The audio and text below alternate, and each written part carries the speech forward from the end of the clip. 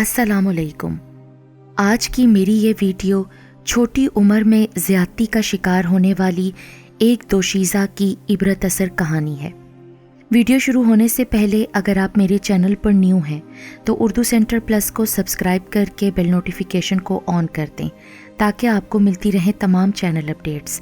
کہانی پسند آنے پر ویڈیو کو لائک اور شیئر ضرور کیجیے۔ یہ میرے ہوش سنبھالنے سے پہلے کی بات ہے۔ ابا کے ملنے والے ایک انکل ہمارے گھر آئے۔ تب میں بمشکل 8 برس کی تھی۔ میرے والد نے ان کو رہنے کے لیے گھر میں جگہ دے دی۔ حالانکہ ہمارا گھر 2 ہی کمروں پر مشتمل تھا۔ اس شخص کا نام وزیر علی تھا، لیکن والد اس کو ویرو بلاتے تھے۔ امی نے ویرو کے بارے میں پوچھا تو ابا نے بتایا کہ یہ میرا بچپن کا دوست ہے، ان دنوں مشکل میں ہے اور اس کے پاس رہنے کی جگہ نہیں ہے، تبھی میں نے کچھ عرصے کے لیے اپنے گھر میں اس کو ٹھہرا لیا ہے۔ ہماری دوستی بھائیوں جیسی ہی ہے، تم اسے اپنا چھوٹا دیور ہی سمجھو۔ اس نے مجھے اپنی مشکل بیان کی تو میں انکار نہیں کر سکا۔ آپ نے بہت اچھا کیا، لیکن اس کو رات میں سلائیں گے کہاں؟ ارے بچوں والے کمرے میں یہ بھی پڑھ کر سوئے رہے گا، ابھی تو سردیاں ہیں، ورنہ رات کو چھت پر سونے کا انتظام کر دیتا۔ میری والدہ خاموش ہو گئیں۔ وہ ابو سے زیادہ بحث اور تکرار نہیں کرتی تھیں۔ ویرو دن کو ایک کارپینٹر کے پاس کام پر چلا جاتا اور شام کو لوٹ کر آتا۔ وہ کبھی بھی خالی ہاتھ نہ آتا تھا۔ ہمیشہ ہم بچوں کے لیے پھل، فروٹ، کبھی صبح کے ناشتے کا سامان، انڈے، ڈبل روٹی وغیرہ لے آتا۔ وہ صرف ناشتہ ہمارے گھر سے کرتا تھا۔ دوپہر کا کھانا اپنے کارپینٹر دین محمد کے پاس دکان پر اور رات کو کبھی کہیں باہر سے کھا لیتا تھا، اور اگر کبھی کبھی وہ آ جاتا تو والد اصرار کر کے اسے رات کے کھانے پر ساتھ بٹھا لیتے تھے۔ ہم سب بچے اس کو چچا کہتے تھے، کیونکہ والد کہتے کہ یہ مجھے سگے بھائیوں جیسا عزیز ہے۔ برے دنوں میں ویرو نے بھی ساتھ دیا۔ والد کی تنخواہ زیادہ نہ تھی، گھر کا گزارا بڑی مشکل سے ہو رہا تھا، تاہم ویرو کے آ جانے سے اب کچھ آسودگی ہو گئی تھی۔ خرچہ ختم ہو جاتا تو وہ اپنے پیسوں سے راشن لے آتا۔ کبھی تیل، دال، چاول ختم ہو جاتے، اسے پتہ چل جاتا، تب وہ یہ چیزیں خرید کر لا دیتا اور رقم نہ لیتا۔ وہ کہتا کہ میں بھی تو اس گھر میں رہتا ہوں، اتنا تو میرا حق بھی بنتا ہے کہ اس گھر کی خوشحالی میں اپنا حصہ ڈالوں۔ امی سے کہتا، اگر آپ مجھے ان بچوں کا سگا چچا سمجھ لیں تو میرے لیے اس سے بڑھ کر اور خوش نصیبی کیا ہوگی کہ میں آپ لوگوں کے کام آ سکوں۔ ان باتوں سے میری والدہ متاثر ہو گئیں کہ ویرو واقعی ایک نیک دل اور اچھا انسان ہے۔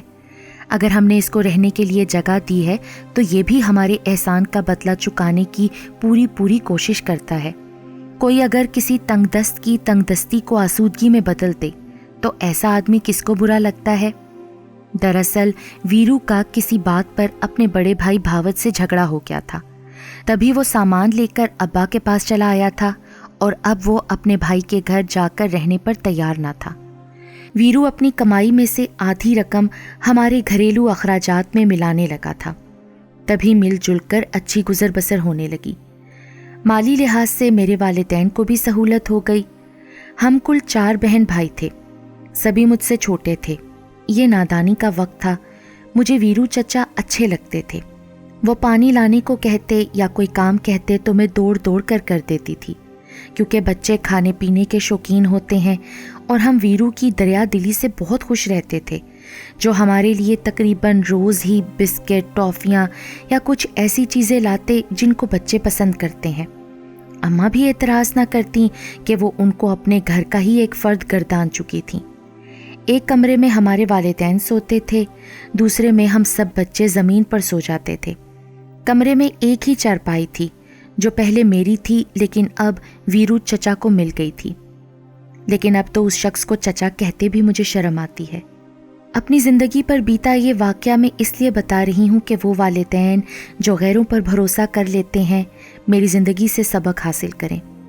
دنیا میں کوئی کسی کا نہیں ہوتا۔ اپنے غیر تو بن سکتے ہیں، لیکن غیر اپنے نہیں بن سکتے۔ بچے دن بھر کھیل کود سے تھک ہار کر رات کو گہری نیند سوتے ہیں۔ ہم بھی فرش پر لائن سے تلائیاں بچھا کر برابر سو جاتے تھے۔ میں اسکول جانے کے علاوہ امی کے کام بھی کرتی تھی، لہٰذا تھک جاتی تھی۔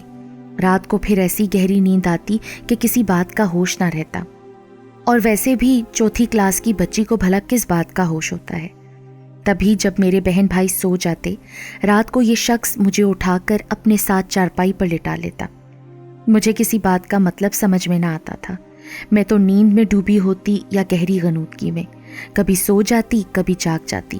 پھر وہ مجھے پیسے، میٹھی گولیاں اور بسکٹ وغیرہ دے دیا کرتا اور کہتا کسی کو بھی رات کو بیتی ہوئی بات نہ بتانا۔ وہ نہ بھی کہتا تب بھی میں کسی کو کیا بتاتی، جبکہ میں خود بھی یہ بات اچھی طرح نہیں جانتی تھی کہ میرے ساتھ کیا ہو رہا ہے۔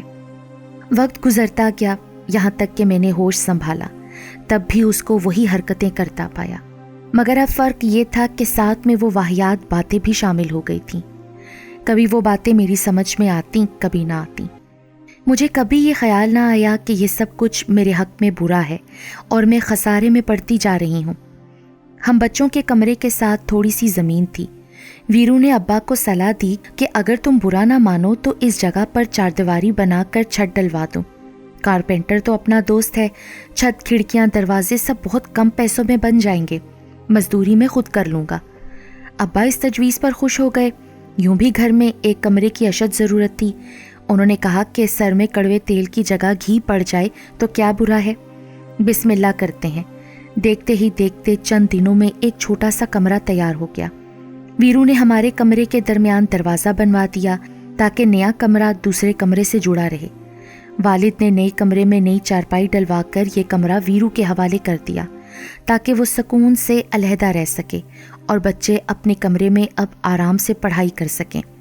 ہم بہن بھائی اگرچہ اپنے کمرے میں ہی سوتے تھے اور ویرو نئے کمرے میں، مگر درمیانی دروازہ آسانی سے کھل جاتا تھا۔ تبھی جب میرے والدین اور بہن بھائی سو جاتے تو یہ شخص چپکے سے ہمارے کمرے میں آ جاتا۔ اب مجھ کو سب کچھ سمجھ آنے لگا تھا۔ میں اسے کہتی، ویرو چچا ہمارے کمرے میں رات کو نہ آیا کرو ورنہ میں اپنے ابا کو بتا دوں گی۔ تبھی وہ مجھے کہتا، چل جا، تیرا ابا کب تیری بات مانے گا، وہ تو میری بات کا یقین کرے گا کیونکہ میں اس کو اپنی آدھی تنخواہ دیتا ہوں۔ میں کہہ دوں گا کہ تم خود آتی ہو رات کو میرے پاس، مجھ سے طرح طرح کی چیزیں لانے کی فرمائش کرتی ہو، اور جب میں یہ فرمائش پوری نہیں کرتا تو تم غصے میں میری شکایت لگاتی ہو۔ یہ ایک بودھی سی تعویل تھی، لیکن میں دبک جاتی کیونکہ اس نے مجھے بہت ناسمجھی کی عمر سے ہی ڈرا دھمکا دیا تھا۔ میں اس سے ڈرتی تھی اور پھر میری ایک نہ چلتی تھی۔ 8 برس یہ شخص ہمارے ساتھ رہا اور اپنے معمول سے نہ ہٹا۔ ادھر میرے والدین اس کی خیر خواہی میں فکر مند رہتے تھے کہ کب تک ویرو کنوارا رہے گا، اب اس کی شادی کروا دینی چاہیے تاکہ اس کا گھر بھی بس جائے۔ ابا کے کہنے پر والدہ نے اس کے لیے شریک حیات کی تلاش شروع کر دی۔ بالآخر ایک جان پہچان کے متوسط گھرانے میں رشتہ ڈھونڈ لیا اور وہاں ویرو کا نکاح ہو گیا۔ شادی کے بعد کچھ دن تو وہ اپنی بیوی میں کھویا رہا اور پھر وہی پرانی روش دہرائی جانے لگی۔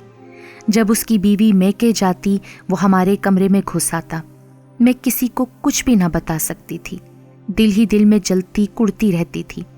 والدین نے تربیت ایسی کی تھی کہ کسی بات پر زبان کھولنا گردن زنی والی بات تھی۔ ابا سے بہت ڈر لگتا تھا کہ جانے کیا کر گزریں گے۔ تب مجھ میں بھی اتنی ہمت نہ تھی کہ امی کو ہی بتا دیتی۔ ویرو سے میرا جھگڑا ہو جاتا تو وہ کئی قسم کی ڈرونی دھمکیاں دے کر مجھے چپ رہنے پر مجبور کر دیتا۔ وہ عمر میں مجھ سے بہت بڑا تھا، تبھی مجھ پر اس کا بہت روب تھا۔ میں پوری طرح اس کے دباؤ میں تھی۔ ایک دن اس نے ابا سے کہا کہ میرا استاد کام بہت لیتا ہے اور معاوضہ کم دیتا ہے، میں الگ سے دکان کرنا چاہتا ہوں تاکہ کچھ رقم اکٹھی ہو تو اپنا گھر لے سکوں۔ والد نے اپنے دوستوں سے قرض لیا اور کچھ اپنی جمع پونجی اس کو دے کر دکان کھول دی۔ وہ چند ماہ میں ہی سارا مال ختم کر کے چلتا بنا۔ وہ تو چلا گیا، لیکن اس کی وجہ سے میرا ضمیر مجھے ملامت کرتا رہا اور میں گوں نہ گوں الجھنوں کا شکار رہی۔ میرا خیال کہیں ہوتا تھا، کام کہیں۔ عجیب خپتی ہو گئی تھی۔ سہیلیاں میری حالت دیکھ کر کڑتیں۔ وہ مجھ سے پوچھتی تھی کہ تم کن خیالوں میں کھوئی رہتی ہو۔ انہیں کیا معلوم کہ مجھ کو اپنی اس داغدار ردا کا غم ہے جس کو ایک ظالم تار تار کر گیا ہے۔ میں امتحان میں بھی اس وجہ سے کامیاب نہ ہو سکی۔ وہ شخص تو جا چکا تھا اور میری سنہری عمر بھی میلی بو بن کر نکل چکی تھی۔ مگر دل کی خلش ہے کہ ختم نہیں ہوتی۔ اس کے بعد جتنے بھی حادثے میری زندگی میں ہوئے اسی شخص کو ہی ان کا ذمہ دار سمجھتی ہوں۔ اس کے چلے جانے کے بعد احساس زیاں میں اس بری طرح گرفتار ہوئی کہ ہر وقت کھوئی کھوئی رہنے لگی۔ سوچ سوچ کر دماغ معاف ہو گیا تھا کہ اس گندے انسان کو کیسے موت کے گھاٹ اتاروں، حالانکہ یہ کام میرے بس کا تھا نہیں۔ دعا کرتی تھی کہ خدا کرے یہ کہیں چلا جائے، اس کا ایکسیڈنٹ ہو جائے یا ڈوب کر مر جائے۔ جب وہ چلا گیا تو کچھ دن میں نے سکھ کا سانس لیا، قدرے سکون بھی ملا۔ میں اپنے کزن نعمان کو بھی بہت چاہتی تھی، لیکن اس کے ساتھ مجھے اس بات کا بھی شدید احساس تھا کہ میں اس کے قابل نہیں ہوں۔ ایک عرصے تک بس چپکے چپکے اس کی پرستش کرتی رہی، اور میری بدنصیبی دیکھیے کہ جب وہ خود میرا بن جانے پر راضی ہوا تو میں نے خود ہی انکار کر دیا۔ یہ انکار کرتے وقت میرے دل پر تو قیامت گزر گئی، لیکن اس کے سوا کوئی چارہ نہ تھا۔ انہوں نے میرا رشتہ میرے والدین سے مانگا تھا۔ ہمارے درمیان محبت کا کوئی چکر نہ تھا، مگر نعمان بھی مجھے پسند کرتا تھا، اور اس کی دلہن بننا تو میرا سب سے خوبصورت خواب تھا۔ جب والدین نے ہاں کہہ دی تو ایک روز نعمان نے مجھ سے بات کی، بلکہ میری رضامندی کے بارے میں پوچھا۔ اس نے میری رائے لیتے وقت کہا تھا کہ دیکھو بینا، اگر مجھ کو پسند کرتی ہو تو ہاں کہنا، میں تم کو ہر قیمت پر حاصل کروں گا، مگر ایک بات تم نے مجھ کو بتانی ہوگی کہ تمہارا ماضی میں کسی سے کوئی تعلق تو نہیں رہا نا، اور میں جھوٹ کبھی برداشت نہیں کروں گا۔ یہ سنتے ہی میرے سارے خواب پل بھر میں ٹوٹ گئے۔ بھلا میں نعمان کو یہ کیسے بتا دیتی کہ میں تو اپنی زندگی کی سب سے قیمتی متاع لٹا چکی ہوں اور اب اس کے قابل نہیں رہی، یا پھر میں جھوٹ بول کر اس کو کیسے دھوکہ دیتی جس کی کسی دیوتا کی طرح میں نے پرستش کی تھی۔ تب دل پر پتھر رکھ کر مجھے یہی کہنا پڑا، میرا خیال چھوڑ دو نعمان، مجھے تم اچھے تو لگتے ہو مگر شادی کے نقطۂ نظر سے نہیں۔ میں تم سے شادی نہیں کرنا چاہتی کیونکہ مجھے کسی اور سے پیار ہے، اور یہی سچائی ہے۔ میرے انکار سے نعمان مہینوں بیمار پڑا رہا۔ کاش میں اسے بتا سکتی کہ میری چادر میلی سے ہی مگر مجھ معصوم پر بچپن میں ظلم اور زیادتی ہوئی ہے۔ میں نے تمہارے سوا کسی کو نہیں چاہا۔ آج کے زمانے میں لڑکیاں جرت مند ہیں، بول سکتی ہیں، مگر ہمارے زمانے میں لڑکیاں گونگی رکھی جاتی تھیں، اور وہ حق بات کہنے کا بھی حوصلہ نہیں رکھتی تھیں۔ میں نے بھی اپنی خوشیوں کو ٹھکرا دیا، مانا کہ میں پیدائشی بزدل بھی تھی جس نے کبھی اپنے حق کے لیے آواز نہ اٹھائی تھی۔ میں نے تبھی اپنی دامن میں آئے پھولوں کو خود ہی گرا دیا۔ مجھے اقرار ہے کہ میں نے غلط کیا، مگر میں اور کیا کر سکتی تھی؟ نعمان کا مزاج سمجھ لیا تھا۔ اپنی مجبوری کی داستان، اپنے اوپر ظلم اور زیادتی کی آبیتی سنا بھی دیتی تو مجھے یقین تھا کہ مجھے معافی نہ ملتی۔ عارضی معافی تو ہر مرد دے دیتا ہے اور اعلیٰ ظرف بھی بن جاتا ہے، مگر دل میں اس کے ایک بار جو کانٹا اتر جاتا ہے تو پھر اس کو نکالنا مرد کے اپنے بس کی بھی بات نہیں ہوتی۔